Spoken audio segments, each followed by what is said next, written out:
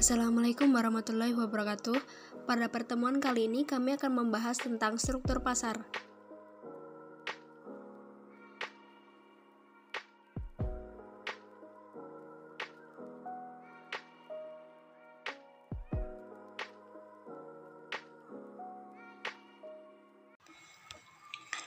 Berbicara masalah pasar, di Indonesia, supermarket lokal telah ada sejak 1970-an. Meskipun masih terkonsentrasi di kota-kota besar, supermarket bermerek asing ternyata mulai masuk ke Indonesia pada akhir 1990-an. Ya, semenjak kebijakan investasi asing langsung dalam sektor usaha retail dibuka pada 1998, tepatnya.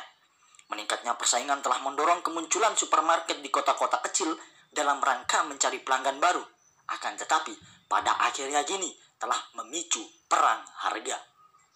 Akibatnya apa? Bila supermarket Indonesia yang dulu hanya melayani masyarakat kelas menengah atas, khususnya di era 1980-an, kini melalui strategi pemangkasan harga telah memungkinkan konsumen kelas menengah ke bawah untuk mengakses supermarket secara bebas. Tidak hanya sampai di situ, masyarakat juga mengalami perubahan pemilihan tempat, khususnya dalam membeli kebutuhan sehari-hari. Pergeseran gaya hidup dari tradisional ke arah modern kini terlihat kian masif. Akibatnya, kita sedang menyaksikan sesuatu yang belum pernah kita lihat sebelumnya. Ya, apa itu?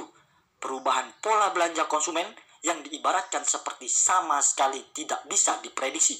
Dan ini sifatnya global. Sadar atau tidak, keheterogenan tempat belanja semakin kesini nyatanya kian kompleks. Akibatnya, kita sangat sulit memilih tempat belanja yang baik yang sesuai dengan keinginan. Kalau bisa diibaratkan, kemunculan minimarket, supermarket, ataupun hipermarket bisa dibilang layak untuk disandingkan dengan kemunculan superhero baru di masyarakat. Tampilan baru, gaya transaksi yang baru, sampai pada kekuatan yang mempengaruhi telah jauh membawa superhero ini melampaui tokoh kolosal yang kita sebut saja seperti pasar tradisional. Lalu apa yang akan terjadi selanjutnya? Kembali lagi kepada si penulis skenario. Tentu, jika itu ada di posisi saya mungkin memiliki dua pilihan, revitalisasi atau rekonstruksi. Sebagai superhero lama, saya mungkin bisa merubah aspek tampilan sehingga si pasar tradisional ini bisa terlihat lebih keren dan tidak kalah dari supermarket. Lalu apakah itu cukup? Atau saya bisa membangun ulang si superhero jadul ini dengan branding yang baru tentunya. Tidak hanya tampilan, kemampuannya juga akan saya rubah. Lalu apa itu juga cukup? Pertanyaan saya, dengan merubah tampilan, kemampuan, atau bahkan menyulap penjual-penjual tua di pasar tradisional dengan gadis-gadis muda bak Marianjola, apa sudah cukup bisa mengalahkan si superhero baru yang katanya jauh lebih hot dan seksi? Apakah preferensi masyarakat bisa kita dapatkan kembali? Jawabannya tergantung. Pertanyaan mengenai mengapa masyarakat cenderung memilih pasar modern ketimbang pasar tradisional nyatanya tidaklah sesederhana yang kita bayangkan. Kalau saya boleh kasih tahu bocoran, satu hal yang paling penting, para kartel dan penguasa pasar global nyatanya hanya menguasai konsep market sederhana. Tetapi mereka mampu memodifikasinya. Ya, lahirlah pasar modern. Dan jika teman-teman benar memahami betul mengenai apa itu konsep pasar, tidak menutup kemungkinan superhero baru bisa muncul, menggeser superhero lama. Seperti yang sudah saya katakan sebelumnya, dengan melihat panasnya konflik antara pasar tradisional dan pasar modern, konsep pasar menjadi sesuatu yang seringkali luput dari pengamatan kita. Seringkali kita hanya sibuk mengurusi permasalahan kesenjangan dari persaingan tanpa pernah mau mencari tahu lebih dalam tentang penyebabnya. Oleh karena itu, sebagai orang yang sok tahu, izinkanlah saya untuk sedikit berbagi ilmu mengenai apa itu konsep pasar. Untuk membedah konsep pasar, kita harus paham dulu mengenai apa itu konsep dan apa itu pasar. Baiklah kalau begitu, memulai dari paman saya, Aristoteles, dalam bukunya yang berjudul The Classical Theory of Concept, mengartikan konsep sebagai penyusun utama dalam pembentukan pengetahuan ilmiah dan filsafat pemikiran manusia.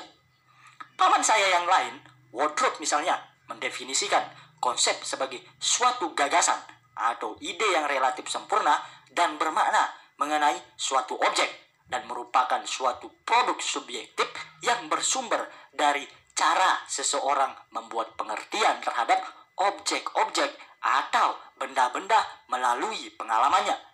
Pada akhirnya, konsep lahir untuk mempermudah komunikasi antara manusia dan memungkinkan manusia untuk berpikir. Ya, jadi di sini bisa disimpulkan konsep hanya bisa digunakan untuk manusia, bukan untuk binatang yang tidak bisa berpikir. Secara sederhana, setiap orang bebas untuk membuat konsep. Anda mau mengkonsep pasar seperti apapun, itu bebas. Dan tidak ada aturan baku selama Anda memiliki pikiran dan akal sehat. Maaf.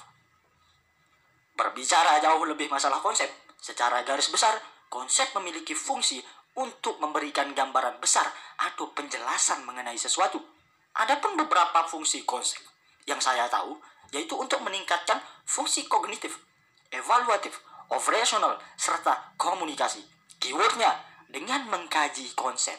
Ini, Anda dengarkan.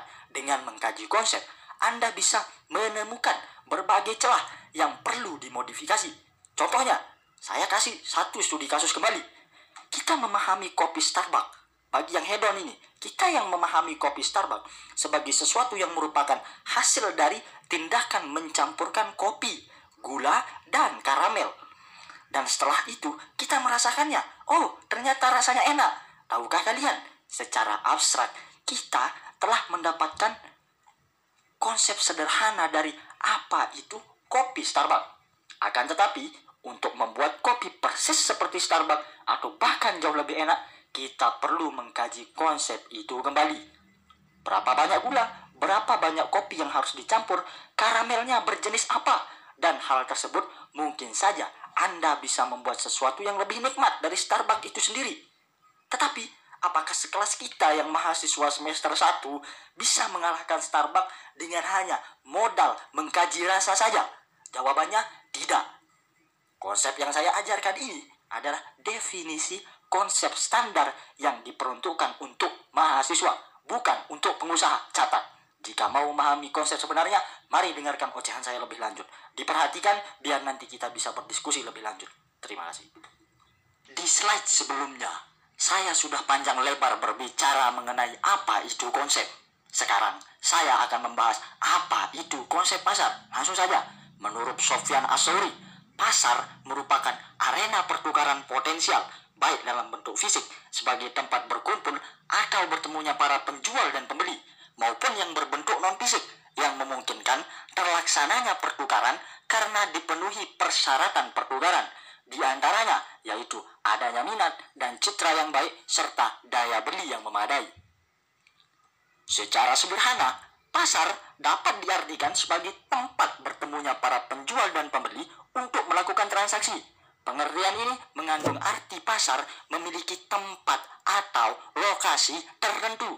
Selain itu, ukuran kerelaan dalam pertukaran yang terjadi di pasar biasanya akan memunculkan suatu tingkatan harga atas barang dan jasa yang dipertukarkan tersebut. Konsep yang lain mengenai pasar ternyata juga dikatakan bahwa pasar terbentuk dari proses pertemuan sampai terjadinya kesepakatan, di mana pasar tersebut tidak memperdulikan tempat dan jenis barang. Jadi, pasar di sini tidak terbatas pada satu lokasi saja. Melihat beberapa konsep di atas, kita mungkin akan bertanya-tanya, apakah pasar harus memiliki lokasi atau tidak? Atau apakah pasar bisa terbentuk pada sekumpulan masyarakat yang daya belinya sangatlah rendah? Lalu bagaimana jika dalam suatu pasar di suatu hari tidak terjadi kesepakatan? Apakah hal tersebut akan melunturkan definisi pasar dan membuatnya sebagai tempat berkumpul saja? Tentu akan sangat banyak pertanyaan yang mungkin terlintas di benak kita jika kita hanya memahami satu konsep saja dalam memahami pasar. Terlebih lagi jika Anda melihat situasi sekarang ini, marketplace misalnya. Ya, apakah ada di antara kita yang bisa menjelaskan tempat marketplace itu? Karena setahu saya, di mana ada gadget dan koneksi internet, disitulah ada marketplace. Tentu dua hal tersebut hanya merupakan instrumen dasar. Meskipun kita paham bahwa percuma saja gadget Anda iPhone 13 dan paket data Anda unlimited kalau Anda tidak memiliki daya beli atau bahkan minat dalam berbelanja, itu tidak akan mempan. Akan tetapi, begitulah konsep dimainkan. Saat ini, dengan adanya internet, kita dipaksa mengakui konsep pasar yang sudah berada di genggaman kita. Nyatanya, pasarlah yang menggenggam kita. Sesederhananya, konsep mencapok konsep. Konsep yang kita pahami ternyata jauh lebih tidak ada apa-apanya dari konsep yang mereka miliki. Daya beli, keinginan, serta tingkah laku dalam pembelian semuanya bisa diatur. Catat, bisa diatur.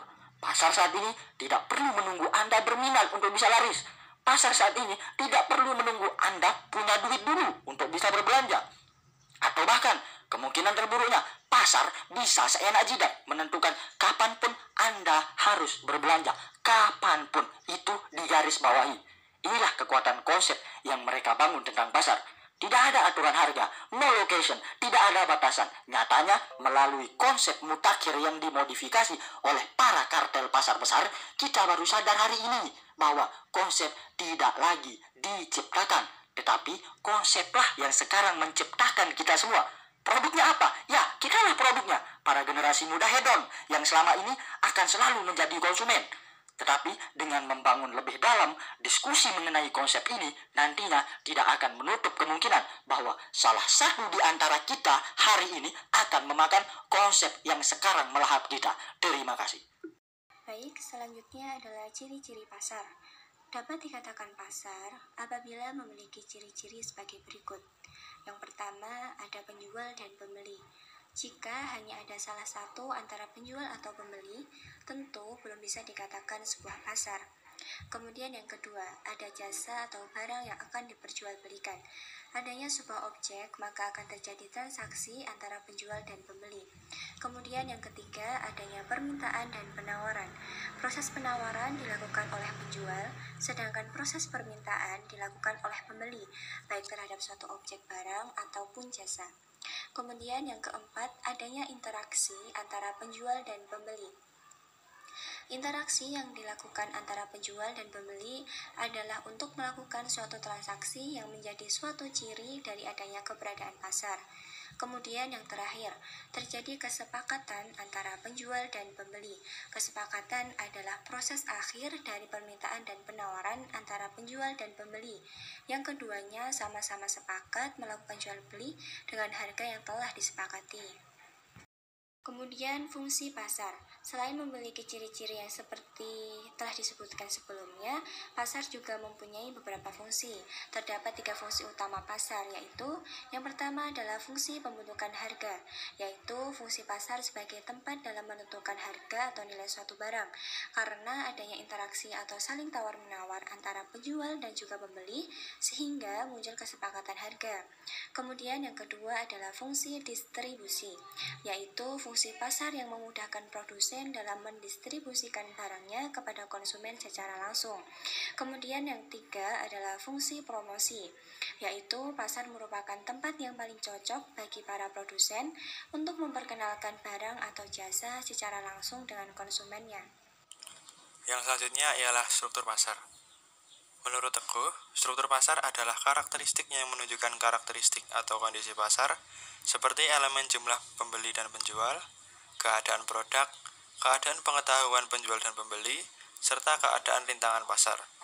Perbedaan pada elemen-elemen itu akan membedakan cara masing-masing pelaku pasar dalam industri berperilaku, yang pada gilirannya akan menentukan perbedaan kinerja pasar yang terjadi. Sementara menurut Munir, struktur pasar merupakan pengelompokan produsen atau perusahaan yang terdapat di dalam industri ke dalam beberapa bentuk pasar, yaitu pasar persaingan sempurna, pasar monopoli, pasar persaingan monopolistik, dan pasar oligopoli.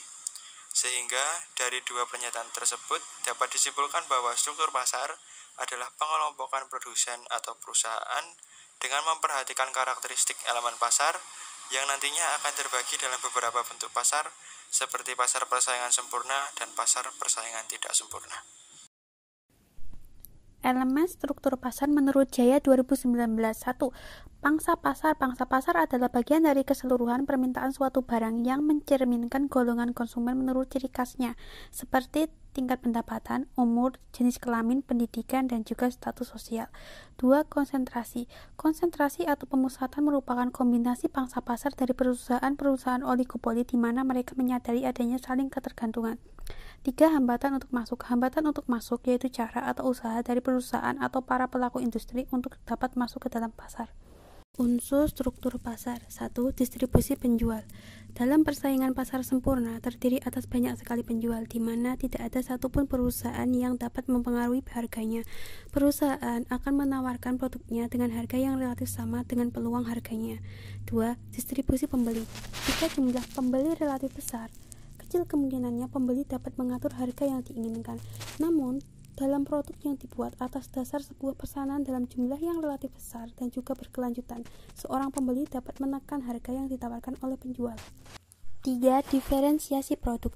Diferensiasi bisa terjadi apabila kualitas produk yang dimiliki sama namun berbeda warna, rasa, dan lain sebagainya. 4. Halangan masuk pasar. Halangan atau hambatan masuk industri adalah suatu kondisi di mana perusahaan potensial yang akan atau telah masuk dalam ranah industri akan dihadapkan dengan berbagai kesulitan. 5. Struktur biaya. Struktur biaya berkaitan dengan bagaimana cara sebuah perusahaan untuk menciptakan skala ekonomi, lingkup ekonomi, ataupun perubahan teknologi yang nantinya dapat digunakan untuk memenangkan sebuah persaingan. 6. Integrasi vertikal. Integrasi vertikal merupakan upaya yang dilakukan untuk menjaga hubungan baik yang terjalin antara perusahaan dengan supplier ataupun pembeli dalam rangka penguasaan pasar. 7. Konglomerasi. Konglomerasi merupakan upaya yang ditunjukkan apakah suatu perusahaan berkonsentrasi pada satu jenis produk saja ataukah masih berkeinginan untuk meraih berbagai macam produk yang berlainan. Terdapat 4 karakteristik pasar yang harus dipertimbangkan dalam menentukan struktur pasar, yaitu 1. Jumlah dan besar penjual dan pembeli. Apabila penjual menjual produknya dengan harga yang tinggi, maka konsumen akan cenderung beralih untuk mengkonsumsi produk lain yang sejenis. 2. Keadaan produk yang diperjualbelikan. Keadaan produk yang diperjualbelikan harus dilihat apakah produk itu homogen atau unik, sehingga tidak ada penjual lain yang bisa mensubstitusikan yang dijual oleh penjual tersebut. Yang ketiga, kemudahan keluar masuk pasar harus dibandingkan jika mendapatkan keuntungan ekonomis, apakah perusahaan mudah dalam keluar masuk pasar, atau sebaliknya tidak tercapai keuntungan normal, apakah perusahaan dapat mudah keluar masuk pasar. Yang keempat, pengetahuan konsumen. Pengetahuan konsumen terhadap harga dan struktur dan biaya produksi, apakah terdapat informasi harga yang wajar bagi konsumen ataukah tidak adanya informasi harga yang memadai. Bentuk-bentuk struktur pasar. 1. Pasar persaingan sempurna. Jenis pasar ini biasanya mempunyai banyak penjual dan pembeli. Namun barang yang diperjualbelikan hanya satu jenis atau bersifat homogen. Dalam hal ini, harga barang ditentukan oleh pasar dan semua faktor produksi yang masuk dan keluar. Sehingga dalam pasar ini tidak ada campur tangan pemerintah dalam penentuan harga barangnya. Contoh, toko penjual beras. Ciri-ciri pasar persaingan sempurna. Yang pertama, terdapat banyak penjual dan pembeli. Yang kedua, barang atau jasa bersifat homogen. Yang ketiga, bebas keluar masuk pasar. Yang keempat, kebebasan mengambil keputusan. Yang kelima, setiap pihak dapat mengetahui keadaan pasar dengan mudah. 2. Pasar persaingan tidak sempurna. Sesuai dengan namanya, jenis pasar ini bertolak belakang dengan jenis pasar persaingan sempurna, di mana dalam pasar ini biasanya hanya terdapat sedikit penjual dengan pembeli yang banyak. Pada pasar persaingan tidak sempurna, penjual dapat menentukan harga barang yang diperdagangkan. Selain itu, produk barang yang diperdagangkan pun sangat beragam atau bersifat heterogen. Contoh, pasar saham. Ciri-ciri pasar persaingan tidak sempurna. Yang pertama, ketidakseimbangan penjual dan pembeli. Yang kedua, penjual menentukan harga barang. Yang ketiga, sulit berpartisipasi. Yang keempat, tidak ada barang pengganti. Dalam pasar persaingan tidak sempurna ini dapat dibedakan menjadi 3 macam, yaitu pasar monopoli, pasar persaingan monopolitis, dan pasar oligopoli. Pasar monopoli. Pasar monopoli terjadi ketika seluruh penawaran jenis barang dikuasai oleh satu orang penjual atau beberapa penjual dalam jumlah tertentu. Pasar persaingan monopolis. Pasar ini biasanya terdiri dari banyak penjual yang menawarkan barang sejenis namun memiliki corak atau macam yang berbeda. Pasar oligopoli. Pasar ini terdiri dari beberapa penjual yang menjual suatu barang tertentu. Pada pasar jenis ini, antara penjual satu dengan penjual yang lain bisa mempengaruhi harga barang yang diperjualbelikan.